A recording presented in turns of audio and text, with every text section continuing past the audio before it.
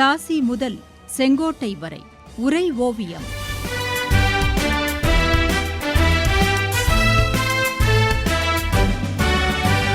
சும்மாவா வந்தது சுதந்திரம் என்பது, சும்மாவா வந்தது. மங்கள் பாண்டே மீதான விசாரணையின் போது ஓர் உளவு தகவலை ஆங்கிலேயர்கள் அறிந்து கொண்டார்கள் என்று சொன்னீர்கள் தாயே, அது என்ன தகவல்? மகனே, மங்கள் பாண்டே தன் அப்போதைய மனநிலையை அவர்களிடம் வெளிப்படுத்தினான். ஆனால் ஆங்கிலேயர்கள் அவனது செயலின் பின்னணியில் ஏதோ ஒன்று இருப்பதை புரிந்து கொண்டார்கள்.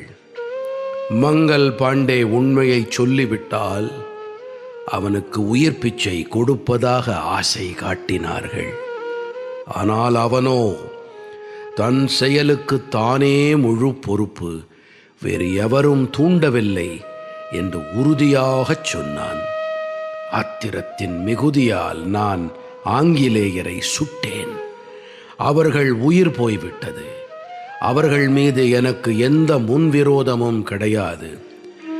என் தேசம், என் மதம், என் தர்மம், அதற்கு சீர்குலைவு வருவதை சகித்து கொள்ள முடியாது. தேசம், தெய்வம், தர்மம், இந்த மூன்றும் கருதியே நான் துப்பாக்கியை உயர்த்தி பிடித்தேன். என் செயலால் வெற்றி தோல்வி எதுவாயிருந்தாலும் சரி, நான் என் கடமையை செய்தேன். பகவத்கீதையின் வாக்கினை பின்பற்றினேன். இந்த தேசத்துக்கு என் உயிர் அர்ப்பணமாகட்டும். இந்த மங்கள் பாண்டே ஒருவன்தானா என்ன? எத்தனையோ மங்கள் பாண்டேக்கள் இதற்காக காத்திருக்கின்றார்கள். சூச்சகமாகச் சொல்லிவிட்டான் அவன். ஆனால் அவனது கடைசி வாக்கியம் ஆங்கிலேயர்களை பெரிதும் யோசிக்க வைத்தது. மங்கள் பாண்டேயைப் போல இன்னும் பல சிப்பாய்களை யாரோ சிலர் தயார் செய்திருக்கிறார்கள். அவர்கள் யார் என்று ஆங்கிலேயர்கள் யோசிக்கத் தொடங்கினார்கள். 1857 மார்ச் மாதம் 29ஆம் தேதி அந்த கலவரம் வெடித்தது. மங்கள் பாண்டே கைது செய்யப்பட்டு அவன் மீது விசாரணை நடந்தது. 1857 ஏப்ரல் 8ஆம் தேதி அவனுக்கு தூக்கு என உத்தரவானது. அன்றைய தினம் வழக்கமாக தூக்கு கயிறை மாட்டுபவர்களை அழைக்க அவர்கள் மறுத்தார்கள். மங்கள் பாண்டேயை தூக்கிலிடுபவனுக்கு பரிசு அறிவித்தார்கள் ஆங்கிலேயர்கள். அந்த பரிசை பெறவும் கூட யாரும் விரும்பவில்லை. வேறு வழியின்றி வேற்றிடத்தில் இருந்து 4 பேரை அதிகாரிகள் வரவழைத்தார்கள். சிறைவாசலில் இருந்து தூக்குமேடை வரை ஆங்கிலேய வீரர்கள் மட்டுமே சூழ்ந்தபடி பளபளக்கும் கத்திகள், ஈட்டிகளுடன் அவனை கயிற்றால் கட்டி அடைத்து வந்தார்கள்.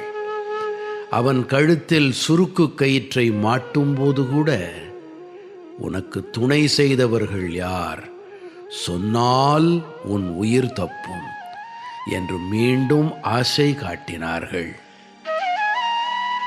ஆனால் என் வீரமைந்தன் மங்கள் பாண்டே சிறிதளவும் வாய் திறக்க மறுத்தான்.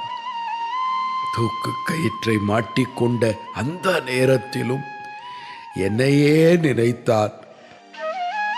அம்மா பாரத தேவியே, அடியேன் உன் அடைக்கலம் புகுந்தேன். உன் சீர்மை மிகு பாதங்களில் நான் சேர்கின்றேன். என் தாய்க்கு உரிய கடமையை செய்த மகனாக நான் இங்கே மனம் நிறைந்து நிற்கின்றேன் என்றான். ஆங்கிலேயன் மாட்டிய அந்த கயிறு அவன் கழுத்தை இறுக்கியது. ஆனால் மங்கள் பாண்டேயை முன்னிலைப்படுத்தி ஆங்கிலேயர்கள் செய்த பிரச்சாரம் அந்த பெருங்கிளர்ச்சியை கொச்சைப்படுத்தியது.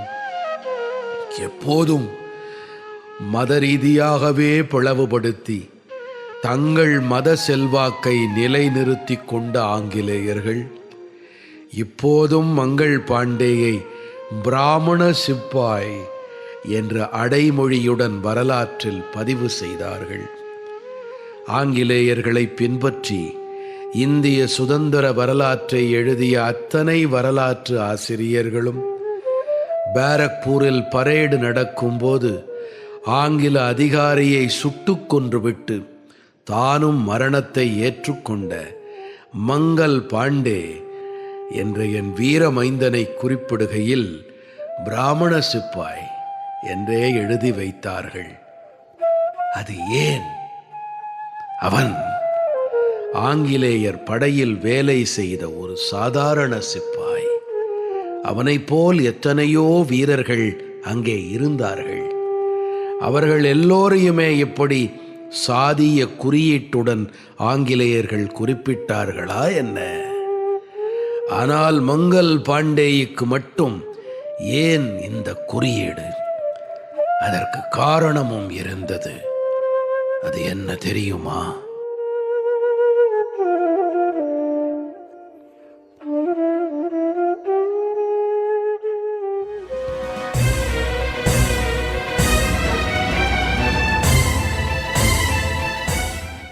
பிளாசி முதல் செங்கோட்டை வரை உரை ஓவியம் கேட்டீர்கள்.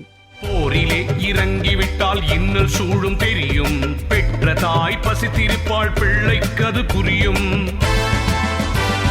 அன்னையர்க்கு அன்னையார பாரதியின் துயர் துடைக்க அன்னை தானே அழித்துக் கொண்டோர் எத்தனையோ எத்தனை. படைப்பு சென்னை வானொலி நிலையம்.